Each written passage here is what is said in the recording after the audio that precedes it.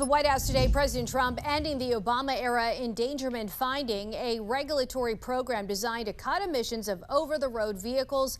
Trump saying the regulations were overbearing and a danger to the auto industry.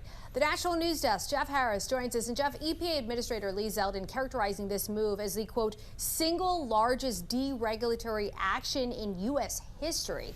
Break down the details. Both Trump and Zeldin making that announcement at the White House this afternoon, saying the action would eliminate vehicle greenhouse gas emission standards for model years between 2012 and 2027, claiming the move would be a big win for taxpayers, saving over $1.3 trillion. From the White House Thursday, President Trump and EPA Administrator Lee Zeldin formally announcing they are dismantling the Obama-era endangerment finding. The Trump EPA has finalized the single largest act of deregulation in the history of the United States of America. Trump calling the finding a radical rule that became the legal foundation for the, quote, green news scam. One of the greatest scams in history, probably as great, maybe even greater than Russia hoax, etc. The Obama administration issued the finding back in 2009, which determined that 6 greenhouse gases, including carbon dioxide, methane, and nitrous oxide, endanger public health, leading to a number of restrictions and rules for vehicle manufacturers across the country. Zeldin noting the rule does eliminate off-cycle credits for automakers, specifically removing incentives for the engine startup feature. We are ending the federal government's push to get manufacturers to install that Obama switch. Shortly after the announcement, Obama weighing in on social media, writing without the finding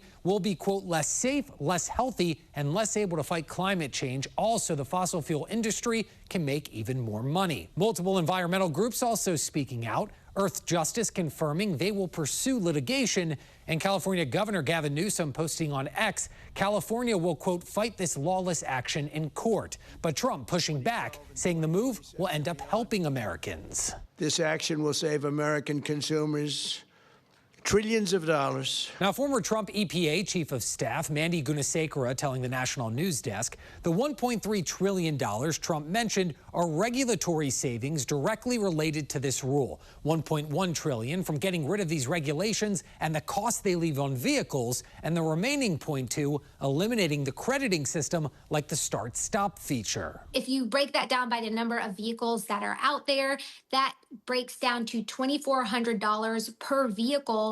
That going forward will be reduced. Gunasekara calling the move unbelievable in the sense that many didn't think this opportunity would present itself, but also because of the magnitude she believes it will have. In reining in unfettered bureaucratic overreach into just about every facet of Americans' lives.